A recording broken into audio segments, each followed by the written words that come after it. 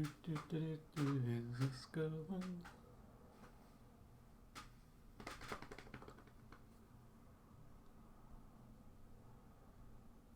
Okay, it's going. Come on, let me just watch the video. Okay. Oh, I gotta turn down audio. Okay.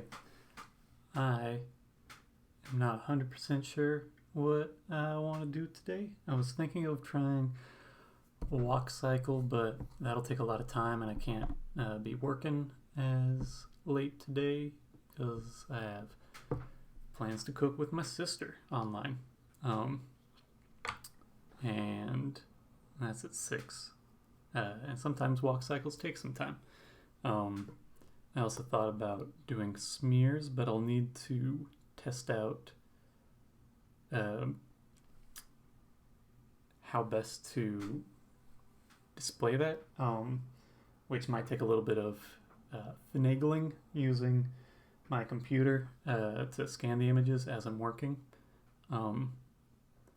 But I'll start out just drawing some figures, and I might try to think about how those can be smeared. If you're not familiar with what an animation smear is, it's creating motion blur. Let me set this up a little bit more.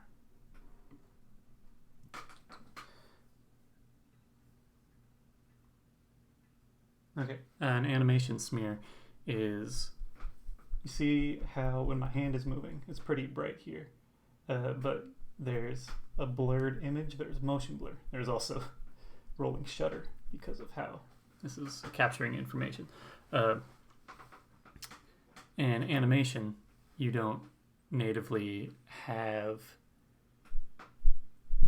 conceptually you would just think you put one frame here, one frame here, one frame here, and that'll be 1, 2, 3. But that looks really odd. Yeah, it looks like I'm waving and you're waving back. It looks stuttery, jittery. Looks like a strobe light effect, like flash, flash, flash. It doesn't look like natural motion, how you see and experience things. And in film or video, when you're recording something, there's a period of time for which the shutter is open and close, open, close. And if there's a lot of movement in the time that it's open, the information that's being translated to the sensor or to the film, it's capturing a period of time that might be where the motion goes from here to here. And so it captures and records some aspect of that entire movement during that time when the shutter is open. And so you end up with motion blur. In animation, there's sort of a non-intuitive way of going about that, where to make it look realistic, if you have something that's here and it goes, oh, let me get a Sharpie, it'll show it better. You have something that's here and it moves to here over the time period of one frame. If you were just averaging out the distance, you would end up with the same size shape in the middle, and so you'd have bump, bump, bump. That's, if you're recording from here to here to here, that makes enough sense, but it doesn't look good when you animate it.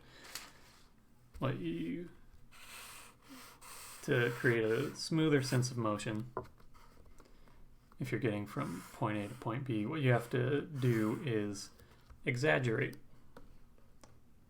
which might mean this really elongated form. So it's bump, bump, bump. Or it might be something that you have multiples in the middle, where it's overlapping, as if it were being exposed multiple times as it's progressing from left to right. Bump, bump, bump, ba-da-dum, bump. You can also mess with the actual form that implies what portion of this item is moving first, foremost, or at the largest speed. And a lot of anime things, you end up with angled motion blurs and stuff. There's a lot of interpretation in fight scenes in anime things. I'm not a big anime person, but a lot of the times to save on effort, time, and just creating a sometimes more interesting look to it, you will have something that's more like these multiples where you'll have a figure that's punching, but to show that they're punching a bunch of times instead of this is a great person, you'll have multiple hands and then like little blurry things, and now it looks like this dude's punching like 100 times, but they only have to draw his hand once instead of drawing the actual specifics of him punching each and every single time. But you also have things where it might be that the movement is angled. So you could have this distorted thing, distort the figure in this sort of way, and that way you have a sense of direction with the motion where it's sort of like flipping out this way, and you might end up having another frame that's sort of correcting in that space, or you might have it exaggerated with a curve, and it creates the illusion that this is a leading edge. Or you can have it be this one, or you could have it be that it's moving over here and you have trail marks or echoes going this way. If it's a solid filled in, you might have something like that as the middle frame.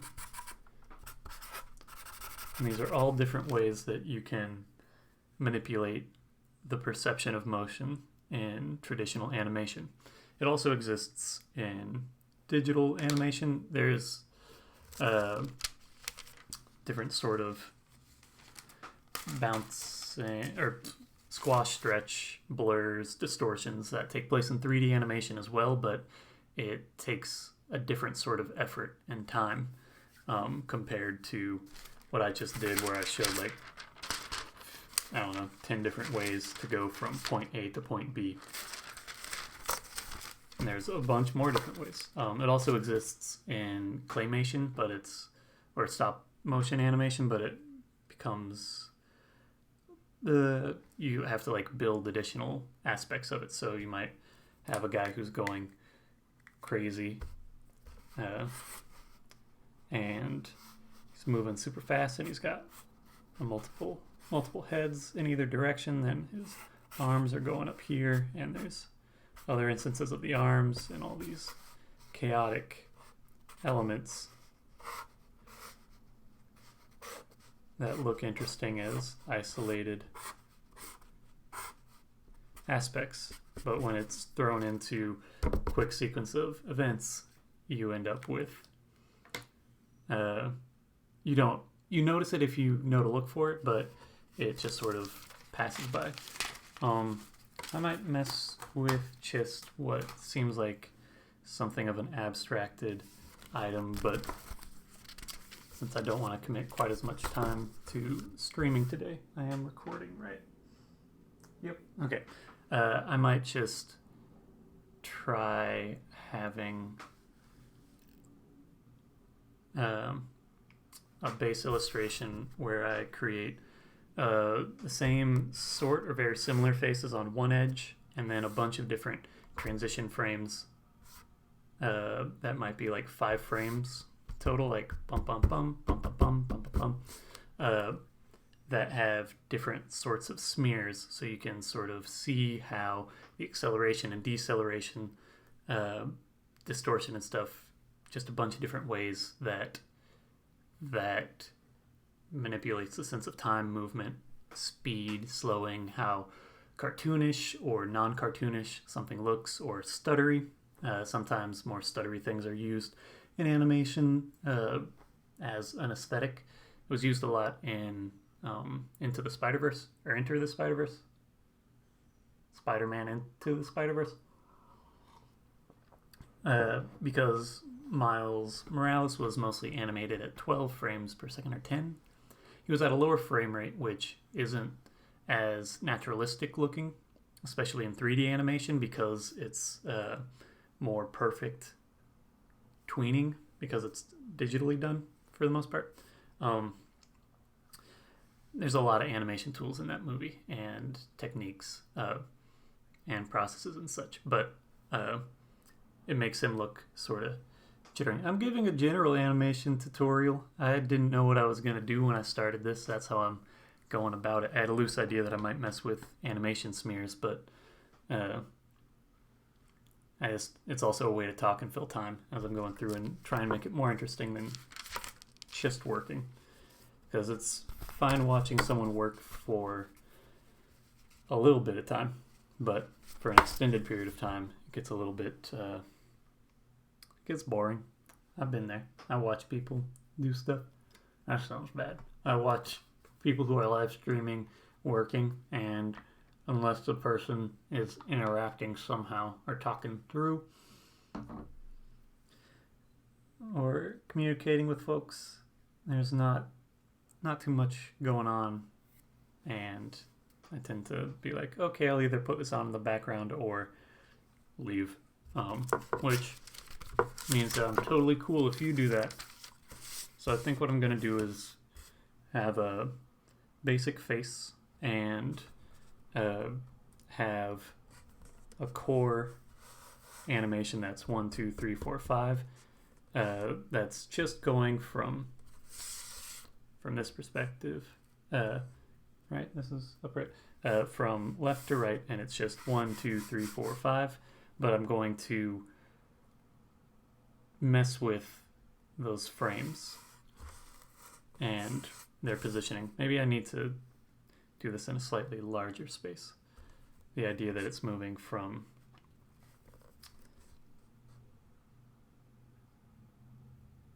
here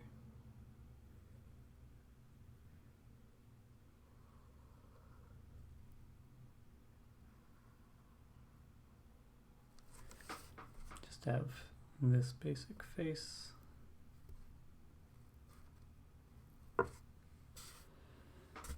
Point A to point B. Maybe I should just do it one frame. I think one frame might end up being better. It'll be faster for me. I'm figuring this out. Thanks for bearing with me.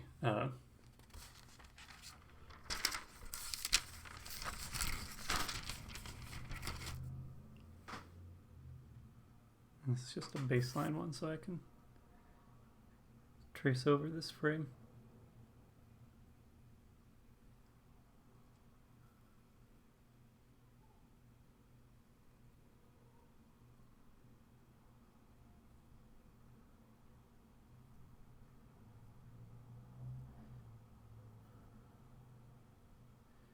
Having a few elements here will make it so it's a little bit more interesting.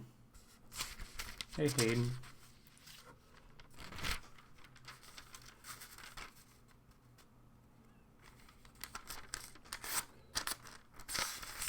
Just me getting my bearing.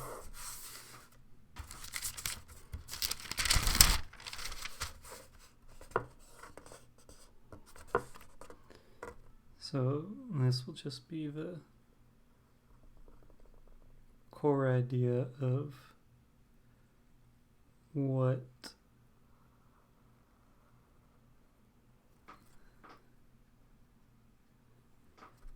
if you were going solely based on like intuitively how to communicate something moving from left to right, you would average it out and just put it in the middle. I need to see where this falls. About EA. It's just getting my baseline of an evenly distributed positioning of this face.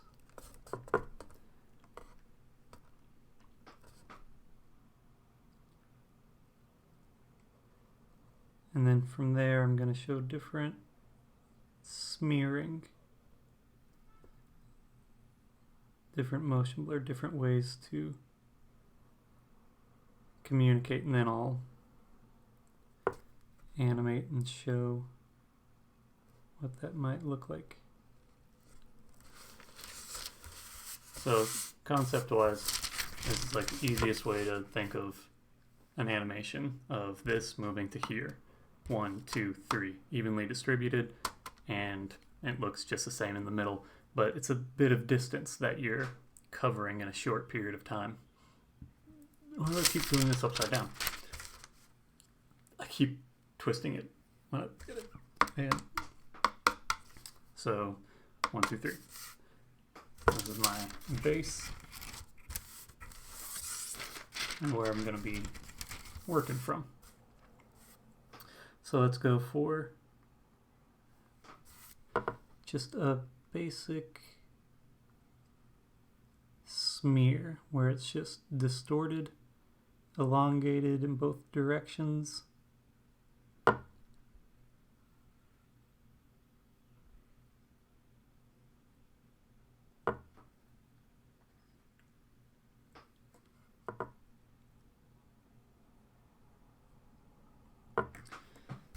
So I'm going to take this face,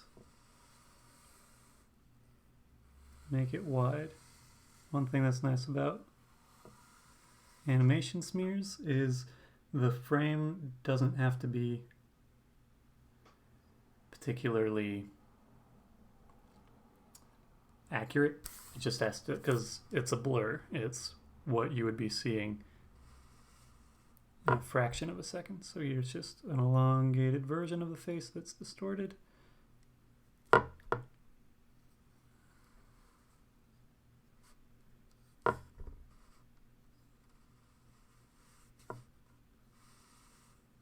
And this will create something where it's like patunk, patunk.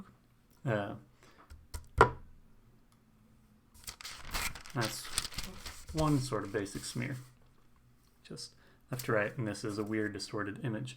Now let's look at something that would be multiples.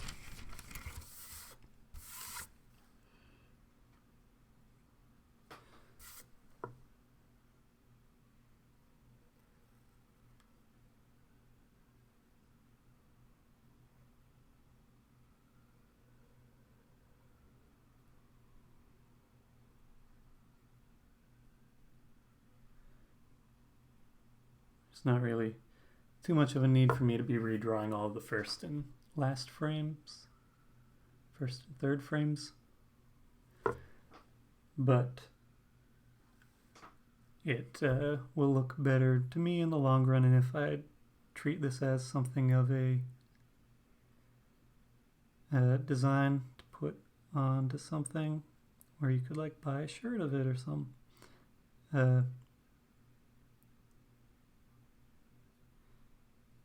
it'll look more interesting to have it repeated with slightly varying elements. So now I'm going to do a version that has a bunch of multiples in the middle. So let's start this guy out as such.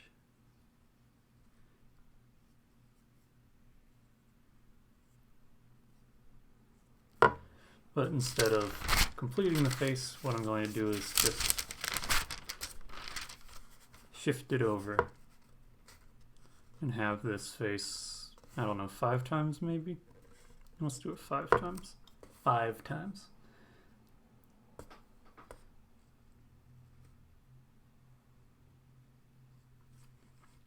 I don't really need to make this exact. So 2 in either direction.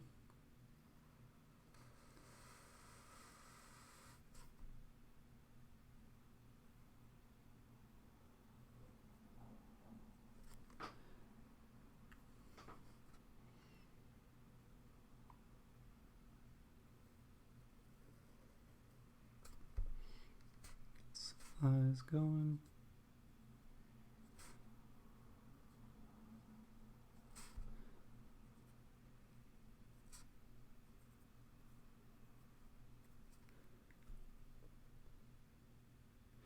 These would be the keyframes, sort of. This is only 3 frames that I'm sort of working with. So it's not, you usually would have a few more frames for your keyframes, but how these are functioning, these are keyframes because these are the absolute positions that need to be maintained. So here's, just as I'm going, 3 different ways to convey the same time and the same ultimate starting and ending point. These are sort of averaged out, where center, just a general distorted smear. This one you have multiples, but how these are, the motion is all, the emphasis is all in this middle section. It's all right along here. It's all evenly distributed along a center axis. You can also take this sort of distortion and give it weight in a direction.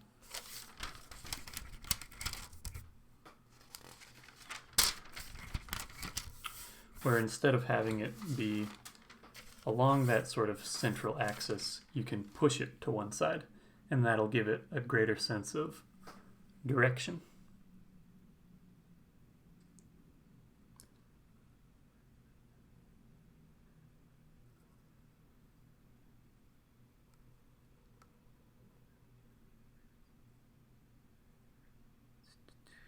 Outlining again.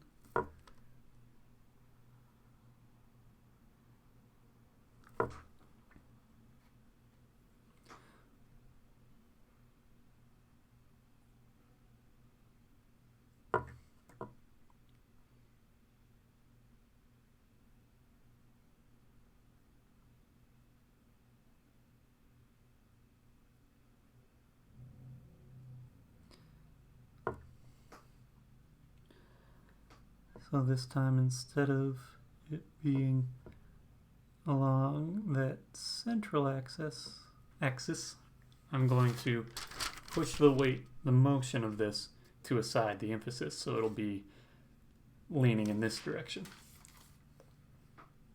So I'm going to start the nose here.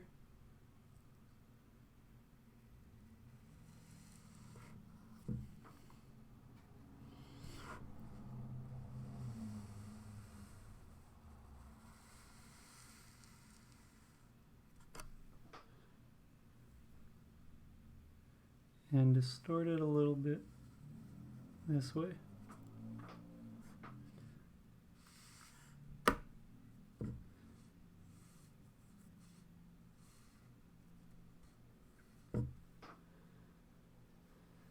So you can see that that comparison will make a different sense of motion. And similarly, I'm going to redo this guy, this face.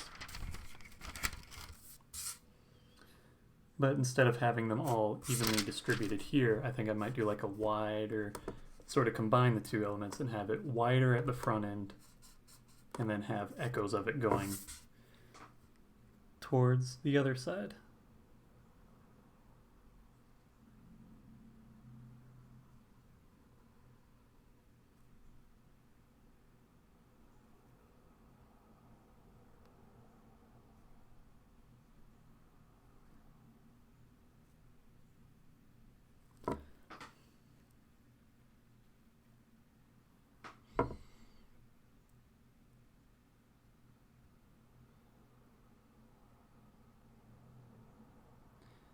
These are all using pretty clean lines. You can also, I'll wait until the next one, but hello, Elizabeth. You've watched a number of times. Lilzabeth. I think I've done that most times when you join in as well. So instead of having it be evenly distributed, I'm going to shift this over to have a wider edge here.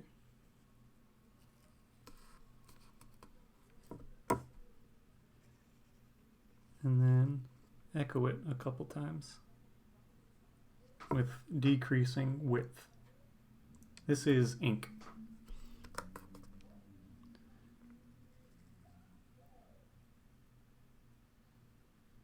And then just one last thin one.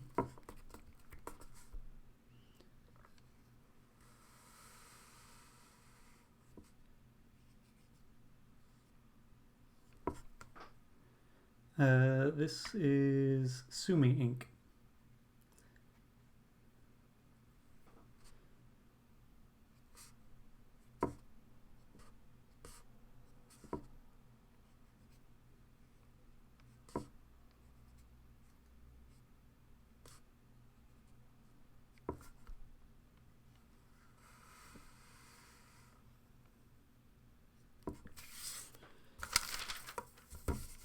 That's a different way of conveying that same motion.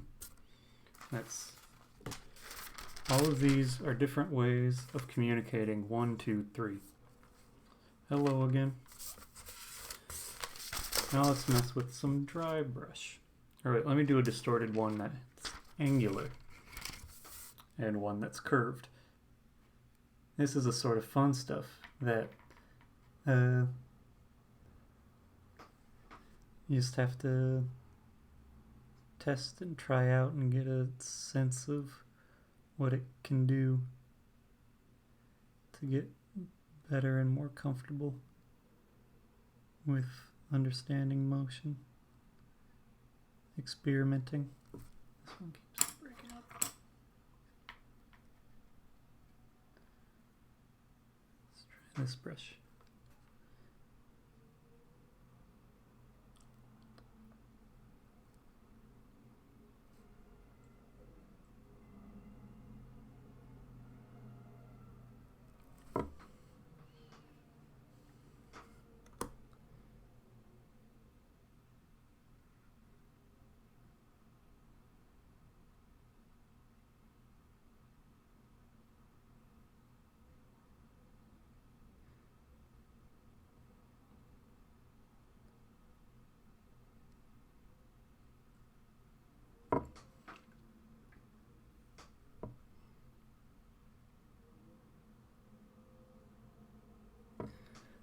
So we'll do it angular a bit.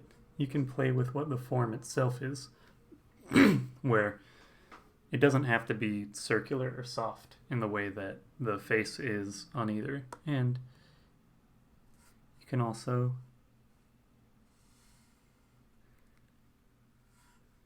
distort it, make it angular.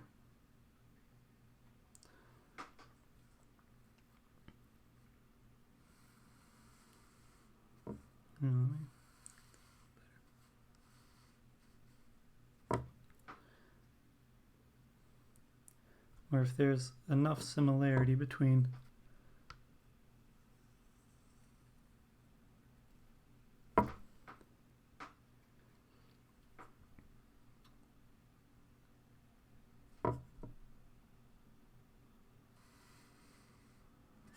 the smear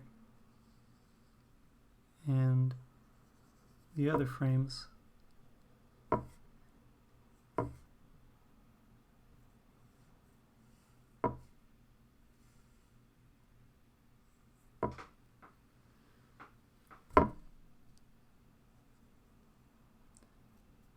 and you can play with what the form is itself, make it more extreme. So there you have an angular one. I think this is going pretty fast compared to other things. I think I'll have enough time to try and illustrate what these are doing by scanning some of them and playing them back in an animation.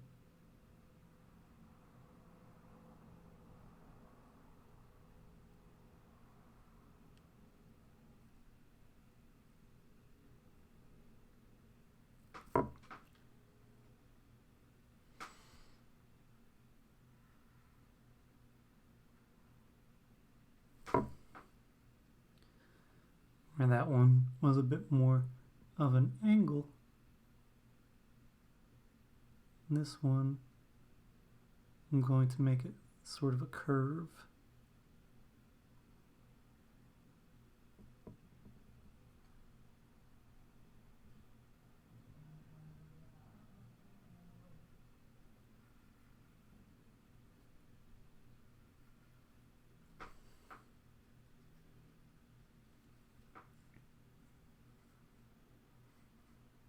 Hello, brain no good.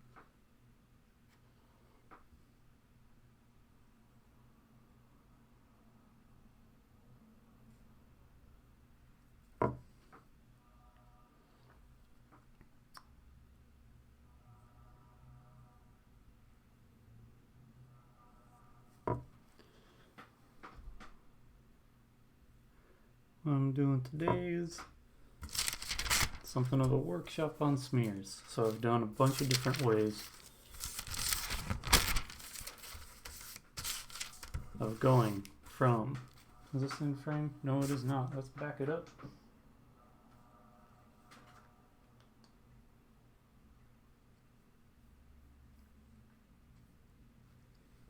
Shift this down a little. Bunch of different ways of going from 1 to 2 to 3. Mainly it's 1 to 3, and what does 2 look like? So, simplest way is, hello paint one toe. Thanks for following and watching. So, oh, this has other things in there as well.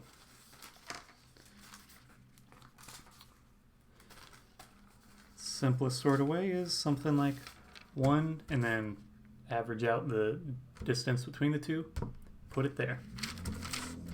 Then you can also do something like this, which is 1 stretch for 2, 3. Then you got multiples. 1, 2.1, 2.2, 2.3, 2.4, 2.5, 3. Then you can give it some sort of weight in a direction. Something like this guy, where it's similar to here, but now it's faster on this front end.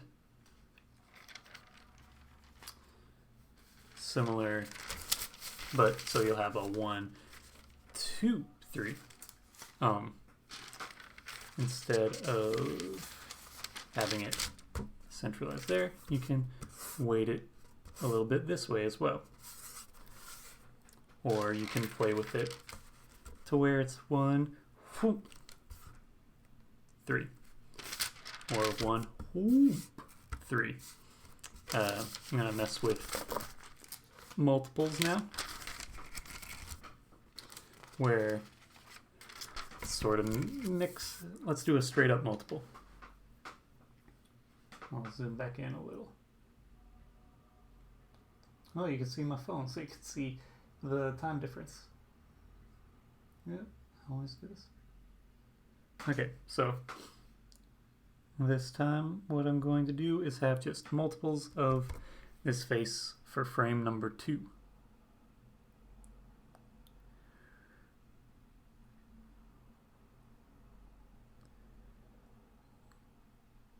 I might try to, let's see, what time is it?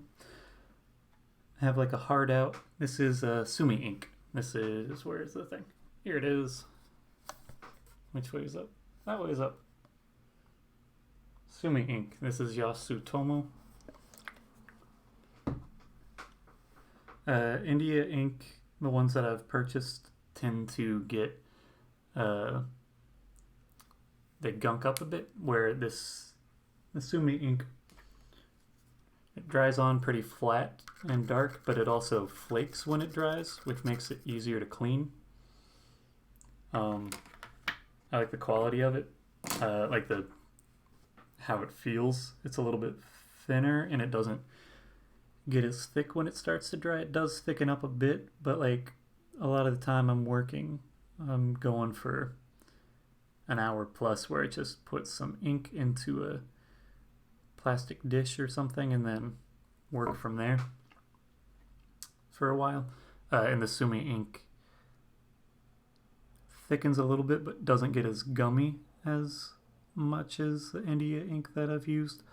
Also, it's a little bit more opaque than a lot of the India ink that I've purchased in the past. But I'm also getting like Speedball India ink, so I don't know if there's a better type of India ink for what folks like to use.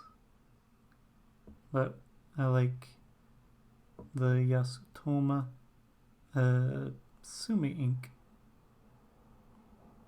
And it's available most places. It's a little bit more expensive than what it would be for India ink. So now I'm just going to get straight up multiples going. I think this container that I have, I think this one was like $12, but it's 6 ounces. Maybe it was. I feel like I've gotten. I don't know. It lasts for a while though. Unless you're filling in large swaths of stuff, you can thin it out a bit if you want to just do a wash.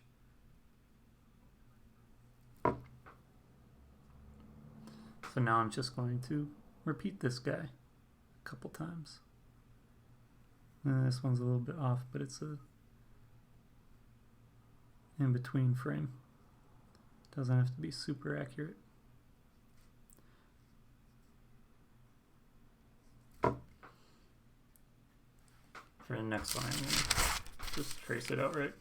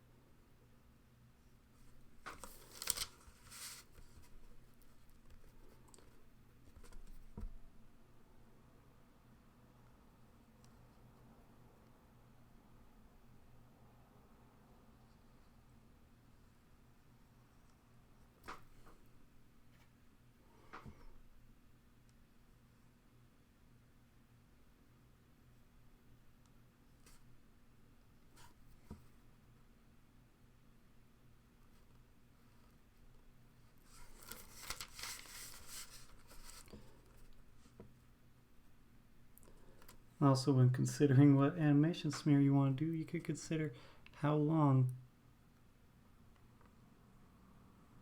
each one takes. Something like this, for me being a bit more detailed, takes a lot more time for the in-between frame than it does the keyframe sort of deal.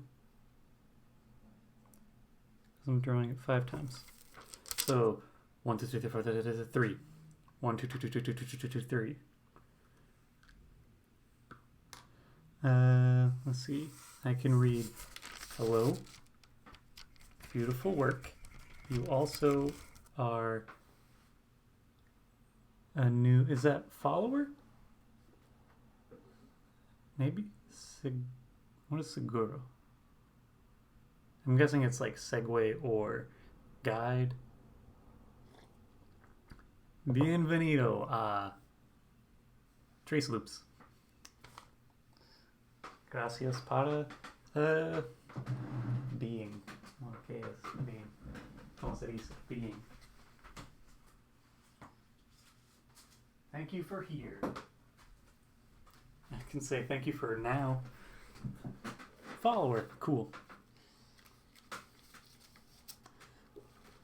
Gracias.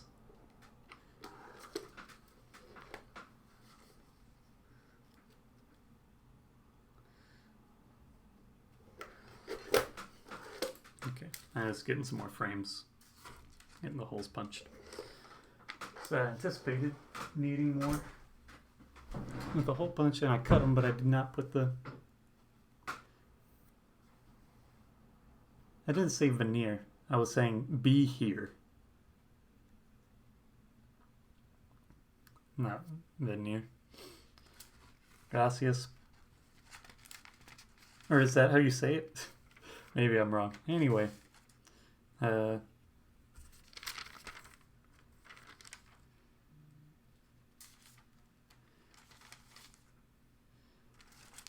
Okay, what was I gonna do? Let's try combining this guy.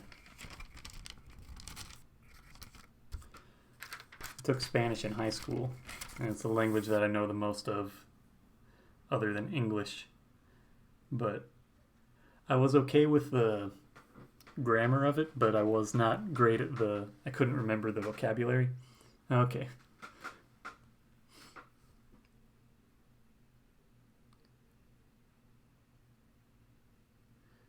So it's like I could conjugate everything. I forget how to do it, past tense or different stuff now, but at the time it's like I know how to say, like, I know how to conjugate and like the grammar of it all, but I don't know what the word is, which doesn't help you at all. I got the hole punch has some lubricant that's in there, some sort of oily deal. I know how to say like hello, and I remember how to say thank you in Italian. I went to Rome at some point. I guess I was a freshman in college, but it was a family trip. And that was when I learned that only Americans and British folks would have my complexion and be wearing a hoodie and sneakers, maybe. At least they weren't like white sneakers, but I know that it's supposed to be like a tell who's American if they have white sneakers and they are carrying a bunch of stuff everywhere. But nobody had any hooded sweatshirts in Rome.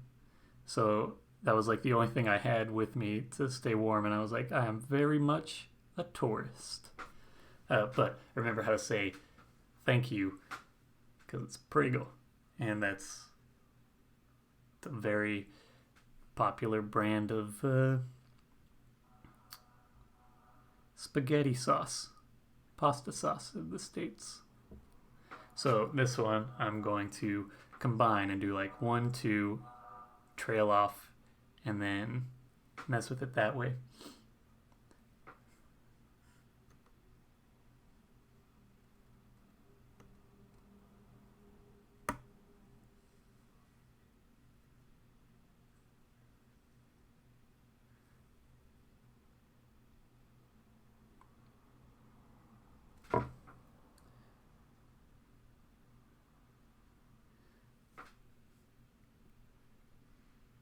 Hopefully you're not just having me say things in Spanish. I do know at least that it's not terrible. You're just saying thank you. But maybe I'm saying thank you for something bad. But yeah, I always would forget vocabulary. And I still don't have a great word bank in Spanish. I can understand it okay and use context clues. I can read it better than anything else because I don't have a great ear for it. When I hear it, it's hard for me to hear where words are starting and ending. They sort of blur together. Thank you. What is it? Wait. Oh, Prego. I was like, Merci? No, it's the thing that I had just said 3 minutes ago.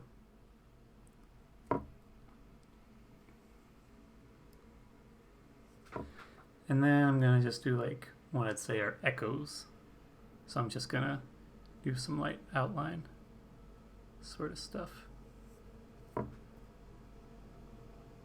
And have it on the front end, so to speak, so that it's moving in that direction.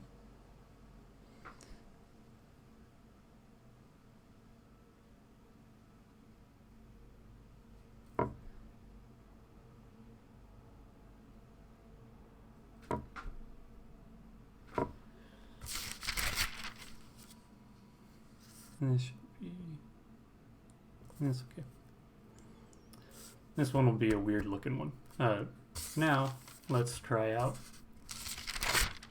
dry brush. So, with motion blur, you have this sort of look where stuff is partly transparent and has a sense of trailing off. You can recreate that using the texture of the ink and brush. Oh, grazie. Oh, my bad. Well, you are welcome for joining in. Grazie. Grazie. I guess that makes sense. I don't know what's the literal translation of prego. Is it a conjugated verb? I don't know anything about the structure of Italian, because I've talked about it before, but I do know that for Spanish, you would say de nada, which direct translation is of nothing. So it's like, no problem. It was nothing.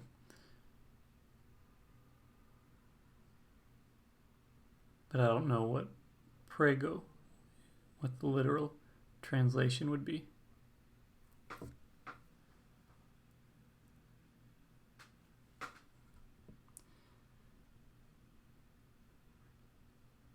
Hopefully I did it when I was in Italy. I think that I understood that prego was you're welcome and not thank you. Because it was a response, like buying something would say prego. But hopefully I was not saying that to people when I meant to say thank you. Because if someone like gave me something like, here's a gift, and I said, you're welcome, that's kind of mean. That's weird. I don't know, maybe it's a power play sort of move. Oh, I gotta get the lips over here. So now I'm gonna do dry brush, which I will be using a different brush for after I get this initial bit.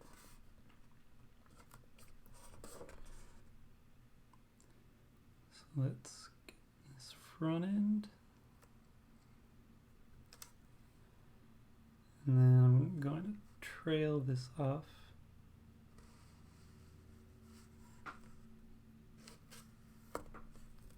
And get one of these brushes I have not taken care of that has more texture to it. Get a little bit of ink. Get most of it off from this leading edge.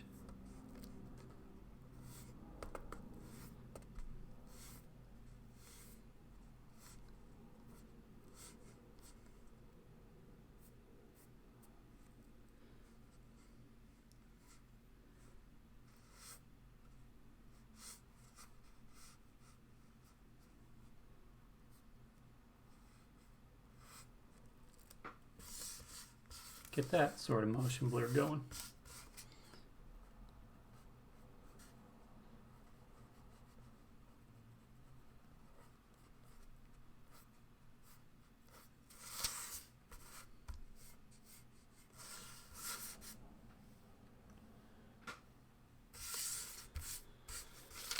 So now let's look at, what time was it? 3:51? Okay.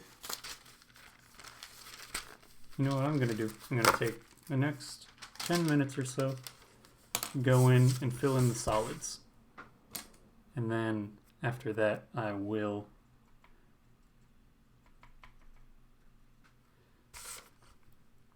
scan everything.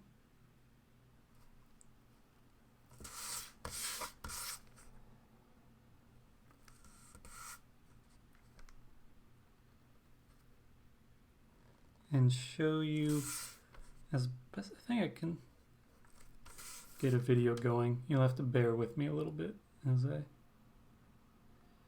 figure out how best to display this. Ideally, there would be someone else who is scanning these and prepping them, because it'll eat into the visual sort of time. Like, it's that thing of like watching a show and they're like, I have this pre-made, because there's just a wait time. There's not a super fast, efficient way that I have of digitizing these. But maybe I can talk enough during that time to maintain interest.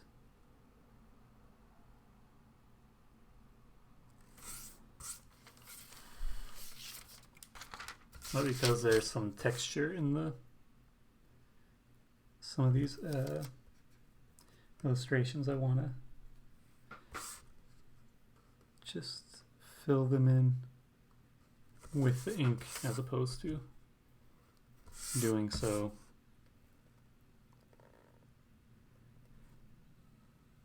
This also might have to be slightly off camera, just for the setup that I have right now is a pretty busy desk space. And I need to scan these. And in order to scan them, I need to use my scanner, and I don't think there's a good amount of space for operating that with the camera that's here.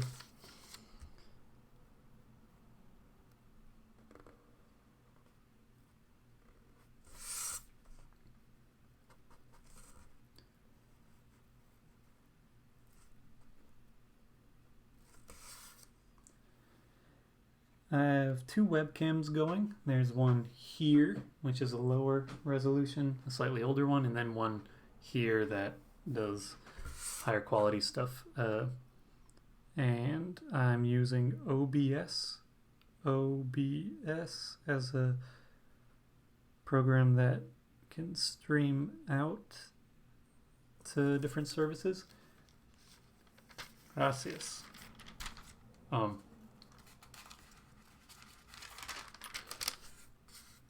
OBS, and then I'm using something called Yellow Duck to send it to Instagram.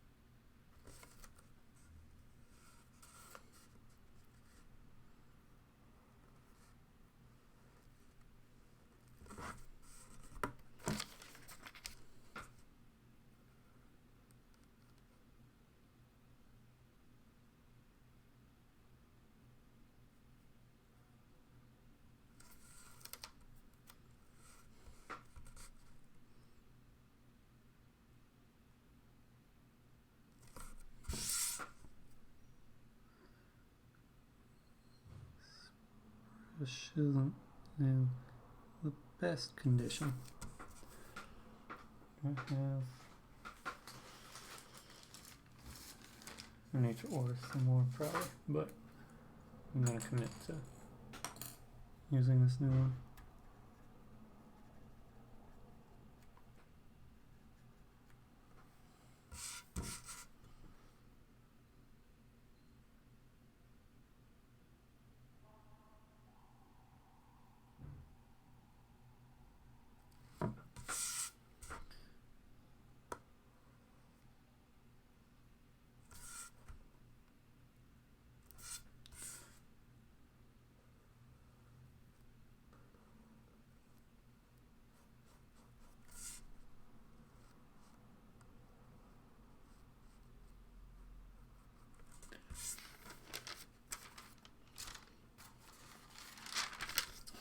next one's gonna take a minute.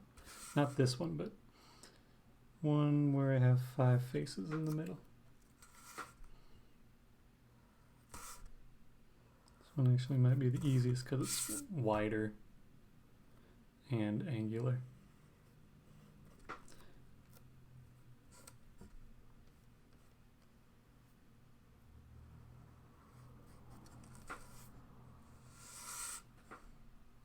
And, oh, that's dried up. Cool. That's got it.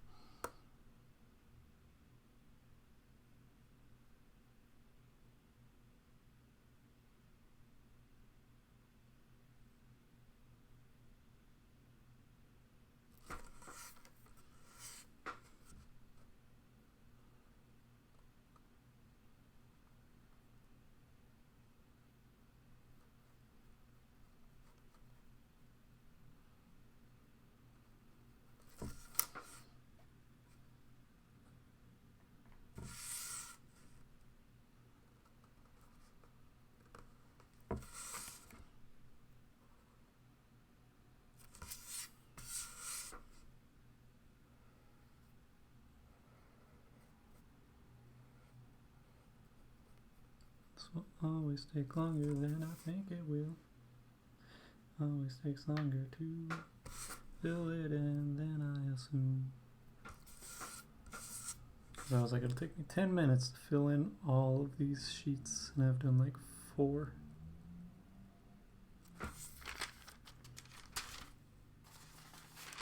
I'm getting to, this is the one that I'm not excited about. So let's actually do this slightly more efficiently. Do it in a direction.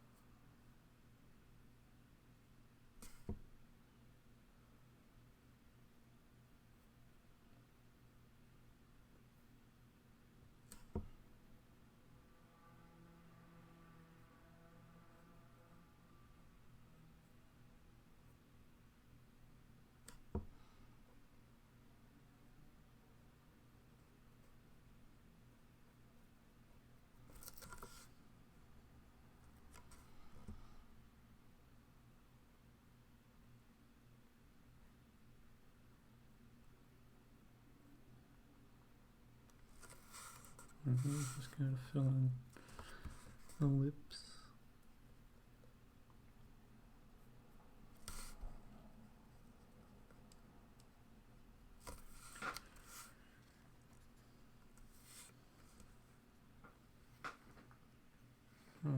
Angle.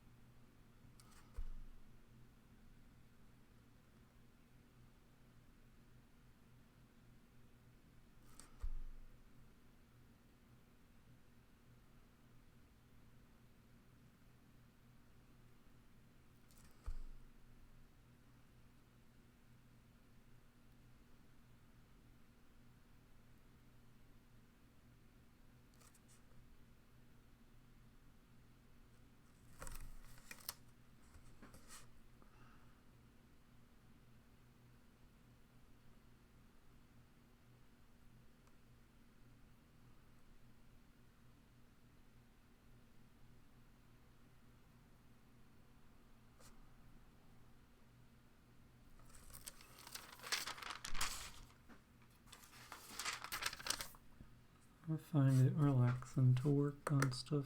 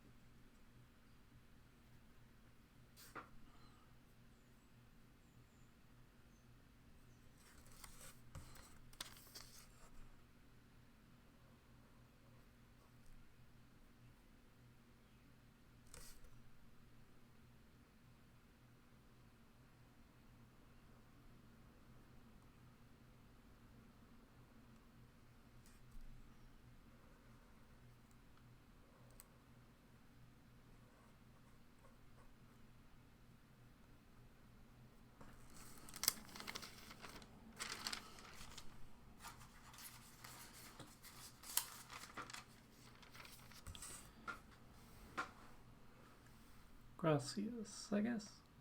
I can read that that's saying it is relaxing to watch you work.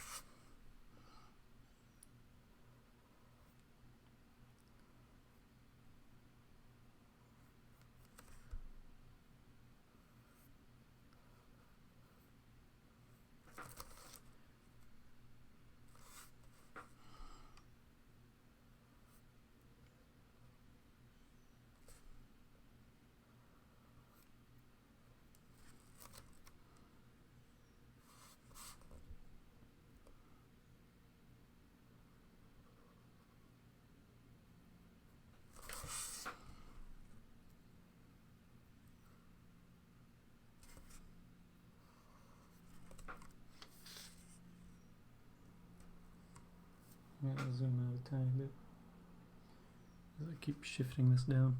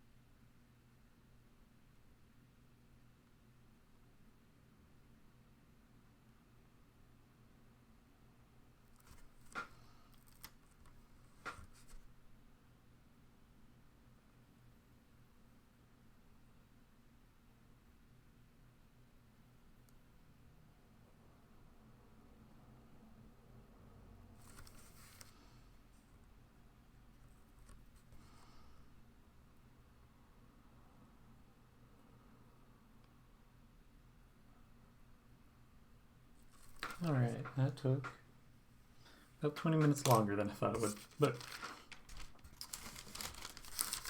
here we go. Baseline, dry brush, distorted curve, distorted angular, multiples, multiples with echo, multiple with direction, multiple centralized, smear with direction, smear centralized. So let's see how I can do this best. I'm gonna scan these guys. Let's see if the scanner will comfortably set in this space. Will it clear the camera? It will. Okay, so I can do it here. So there's at least something visually happening while I'm working on this stuff. So plug in the scanner.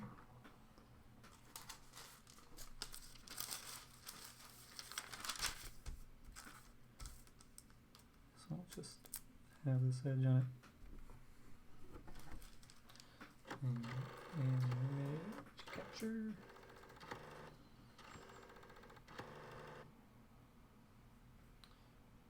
Zoom out again.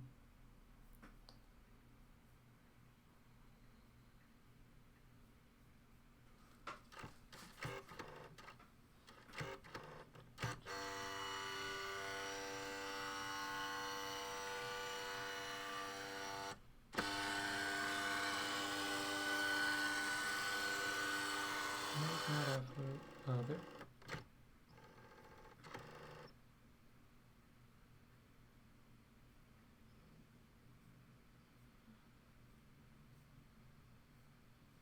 That's the one live designs 24 new folder 09-24-2020 underscore smear scans. Choose that one. 09-24-2020 underscore smear scans. Don't need it to be 1200. Let's make it 600 DPI.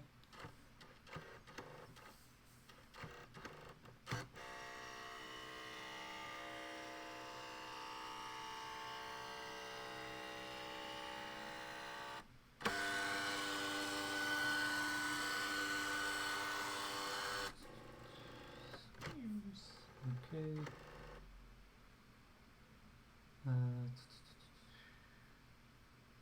Image files. Add directory. Desktop live designs. 24. Oh, go back. Smear scans. Open.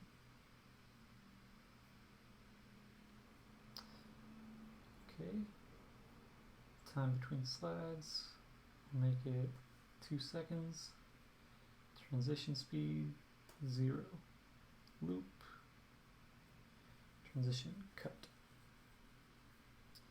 Okay, ooh, that is all the space. Sorry for that bit. This is a giant scan. But that's just gonna be so you can see what's happening. See those scans that I'm doing. Transform, rotate 90 degrees clockwise. Oh, you can see a little corner. Okay. So, scan another.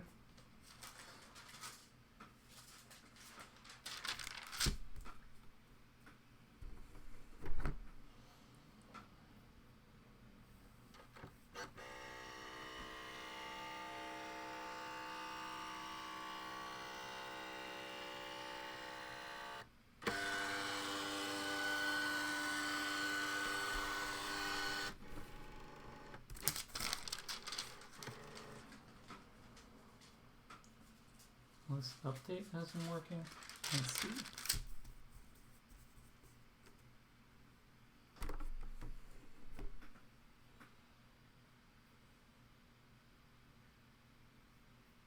See if it's actually going to that directory.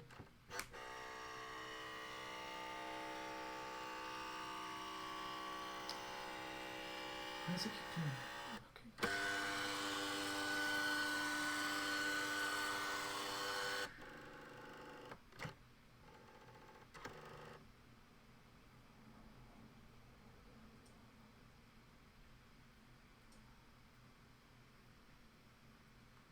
Now what cut between them?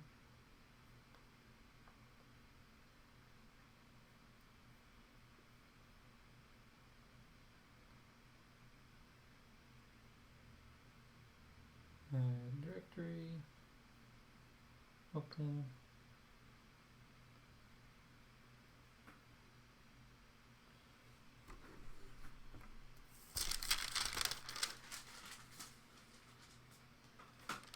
I don't know why.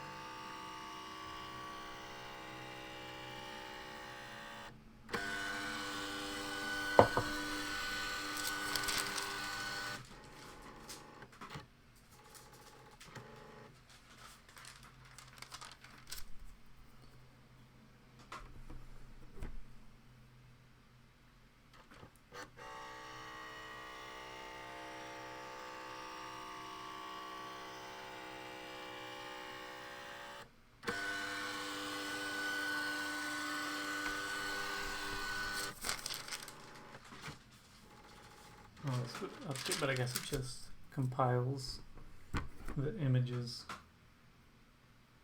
at whatever time when I scan them.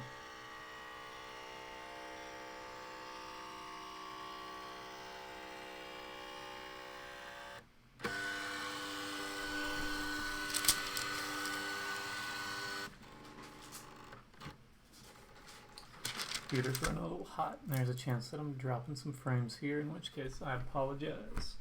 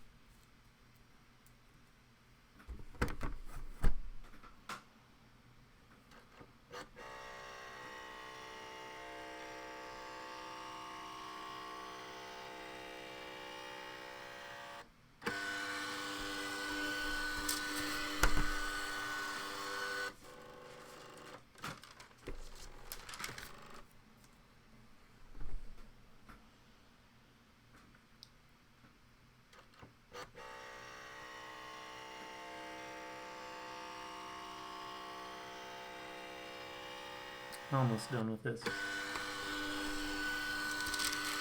Thanks for your patience of just watching as I'm going.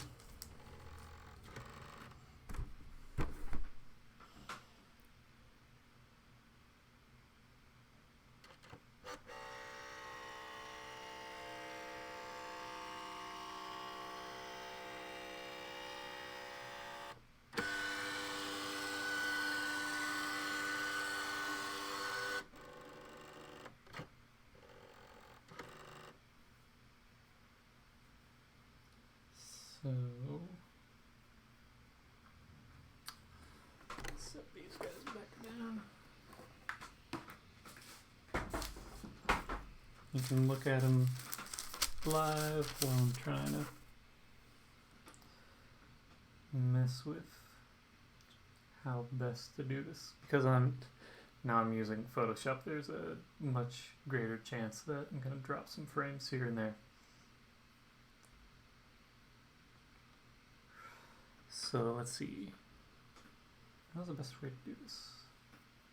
Files, scripts, load files into stack, browse, smear scans, get all these guys.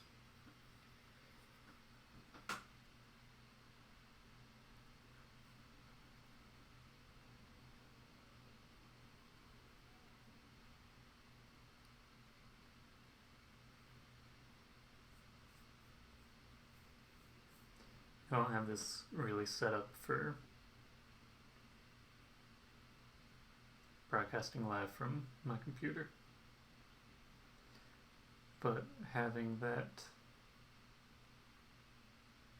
Okay, image notification entries clockwise.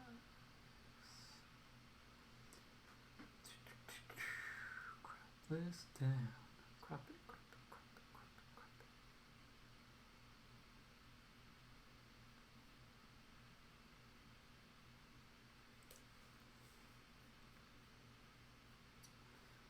Throw some curves on it. Make it so it's white and black.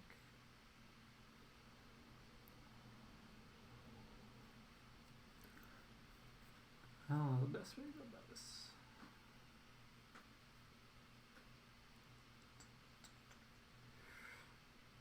So what I want to do is crop the digital file so it goes bump, bump, bump. So you have 1, 2, 3, but because I put all of these on the same space in order to keep texture, I think I'm just going to have to lose the texture, at least at this point in time. That, make this, have a little bit of color that way. How many is this? 1, 2, 3, 4, 5, 6, 7, 8, 9, 10. Made it 10. Okay, so percent height 1000 from the top.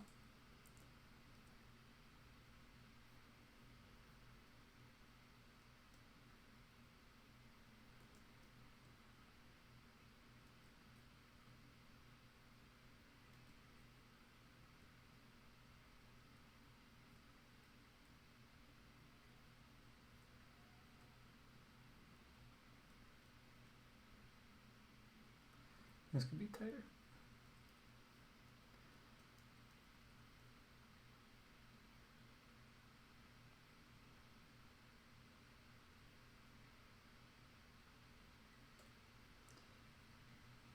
Now let's crop it again.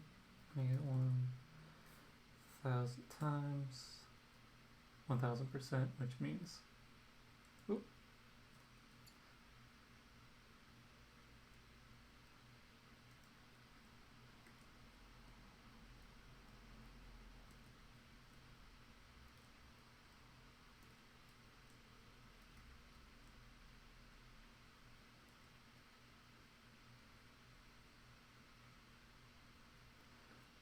Okay. Thanks, Nancy. Sorry I don't have my computer available for looking at right this moment. So the thing I need to do is, what I kind of want to do is have it where I've got them lined up vertically. I might have to do this 2 separate ones, 5 in each one, where it goes 1, 2, 3, and then it resets. Which easiest way to do that, I think, is just have the repeated middle one, which means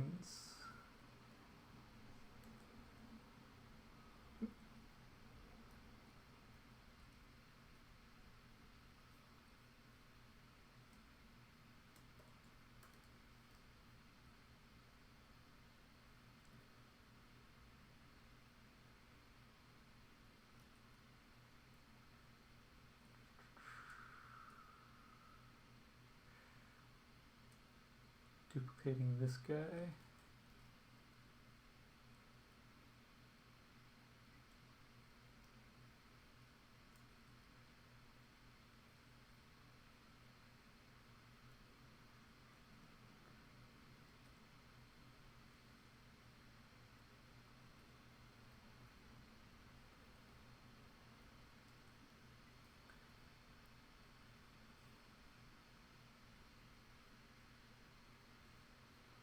Okay, so this is JPEG reset frame. Okay. And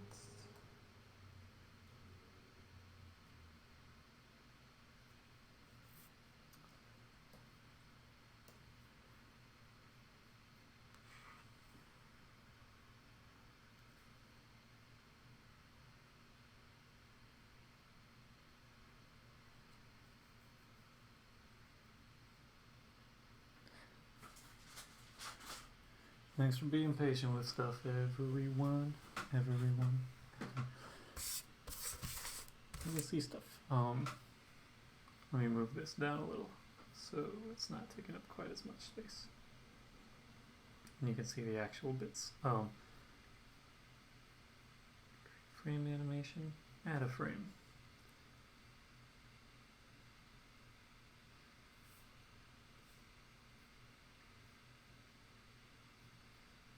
That one invisible. Here. This one invisible. Nope, make this one invisible. Add a frame. This stuff invisible. Add a frame. This visible. Shift this over. And then it's reset.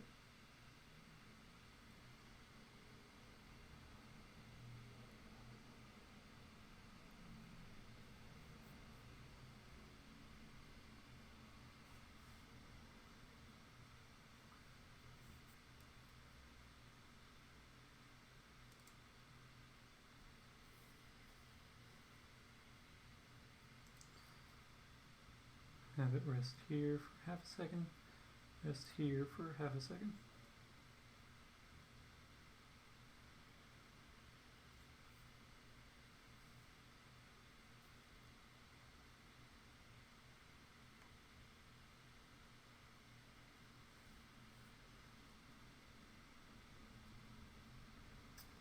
I'm going to do 0.1, render it out as 09-24-2020 underscore edited smears edited smears, same name, 4-2020 underscore smears, select folder, put this on desktop under lab designs.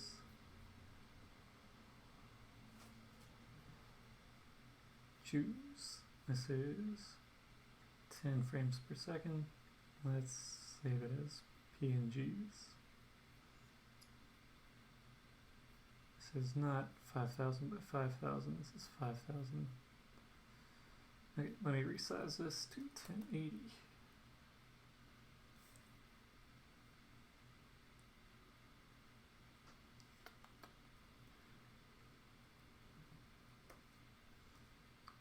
-24-2020 underscore smear cropped.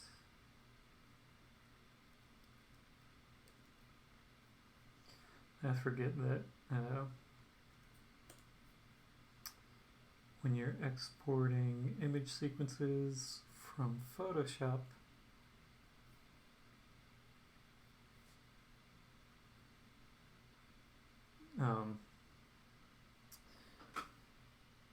it is a lot of work.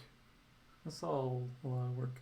When you export image sequences from Photoshop, file scripts, load files into stack, browse, getting smear cropped, these guys.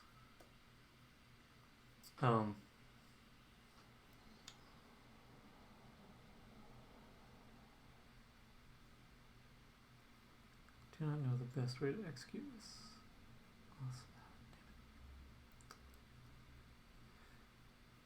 Wait, do I not have a solid behind these guys?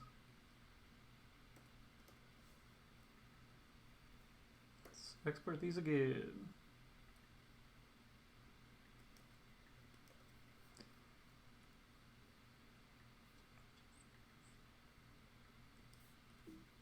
Oh, it's disconnected.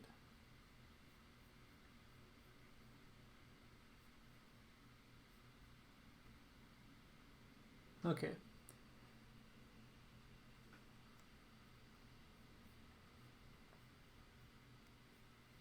I think I might be running too much at one time.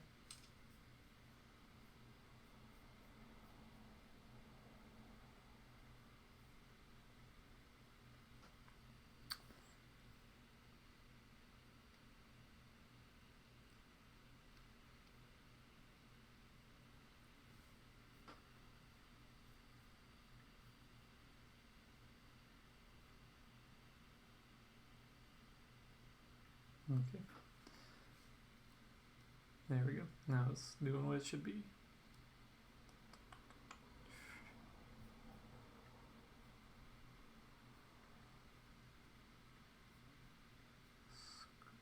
Load files into stack. Browse. These guys.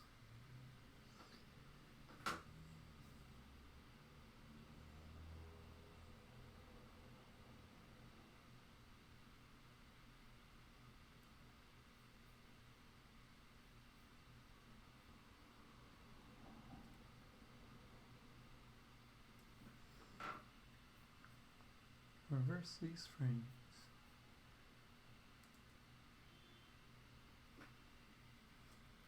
Okay, it plays back better when it's a little bit faster.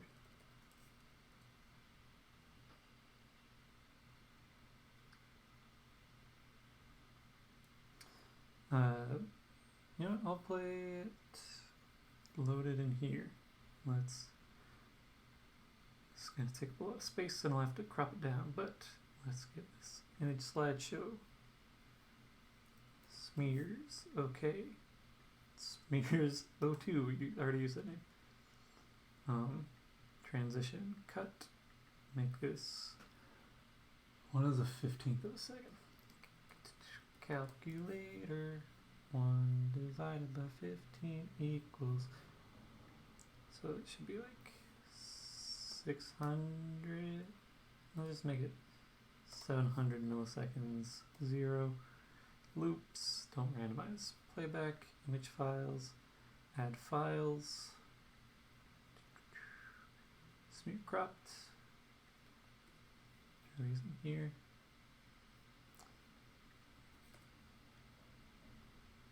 Let's make it 100 for ease of stuff. So here we got it running.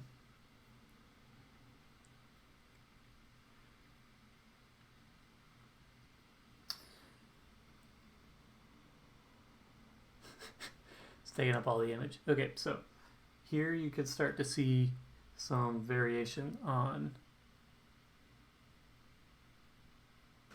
what the playback is. I'm gonna get rid of this one. You get to see different ways of going from point A to point B, and that there's a different feel as you're going through.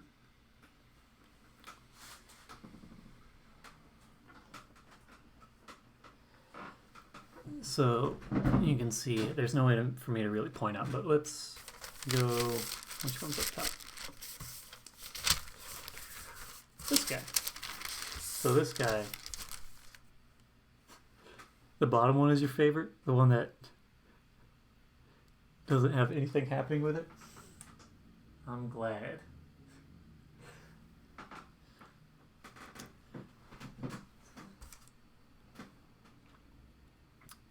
So this one, when it's going across, hopefully that's in a better spot now. You can barely see these now. Okay, this guy. You know what, let me get rid of my camera for a minute. This guy? Yeah, okay. And zoom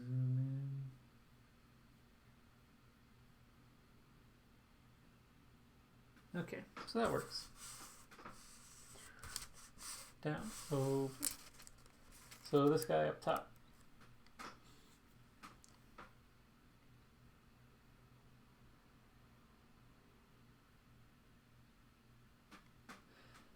Has a leading edge, and you can see in the animation it sort of is pulling in that way.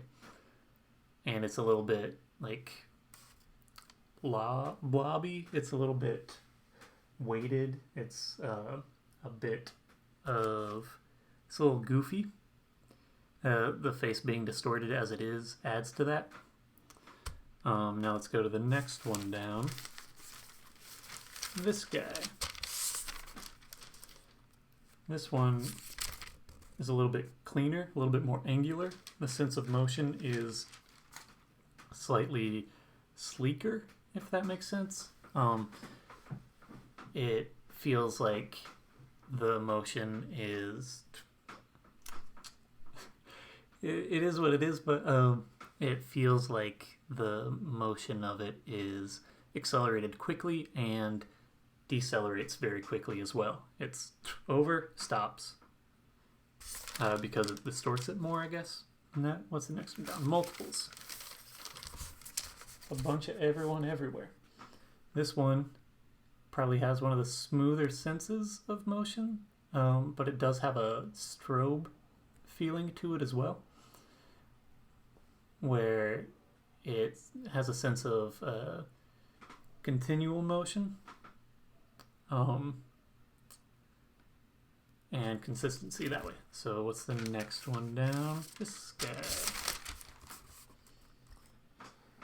This one has a lot of similar qualities of the one above it, the multiples, but it has a weight in a direction, where before the one where it's all the same, more or less, distancing and such, the sense of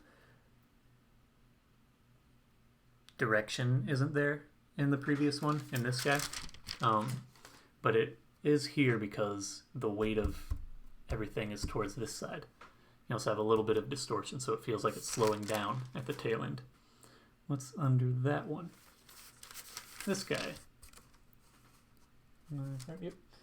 This one sort of stalls out in the middle, has some weight in the middle as it's accelerating, and it's still towards the side. This one isn't my favorite. What's under that one is multiples with overlapping. This one holds out in the middle. I like it as an isolated image more so than a lot of the other ones, but the sense of motion isn't as great for me. What's under that one? Smear in a direction. This one has some of the smoothest sense of weight to it of any of the other ones. It has direction. It has weight smoothness because it's so distorted, and it goes over, and it's very clearly understood that way.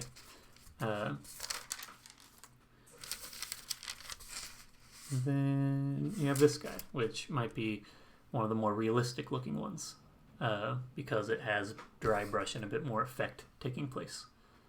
I might actually try, while I'm still working on things, it's that one. So let's duplicate this guy, image, transform, or edit, transform, flip horizontal. Now let's have it replace that. I'll do this one. And I was like, why isn't it looking right? It needs to be this guy.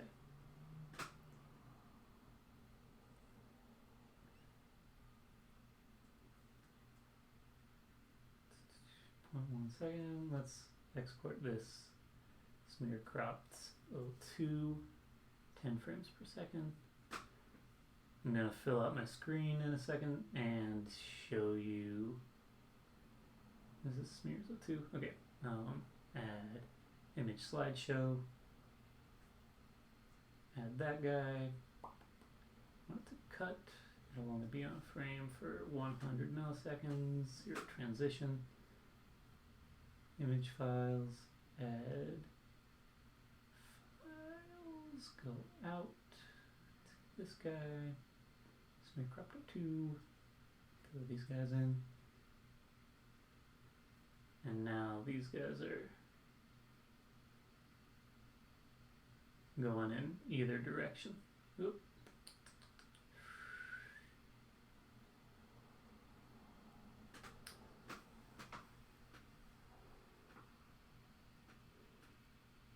It's just different ways of smearing stuff. It would probably be easiest to visualize this if I were to put them sort of in succession. So it's 1, 2, 3, 4. So it's going sort of different ways that way. Let me turn my face back on. Come on. All right. Okay. But that's just a general lesson in some different ways of animating in between tweening things using smears that have different outcomes as far as how things are understood motion-wise. I tend to lean towards something like this guy. Here. Just because I like it, and I like the weight, the direction of it, and that it is interesting as an isolated thing. It is creeping up on 5, so I will be heading out just in a second. Any last minute questions, concerns, thoughts? I'll give it like 30 seconds to a minute. And I'll be posting some form of this stuff out into the world in a slightly more refined version. But this was also a good experience for me to see how best to at least try out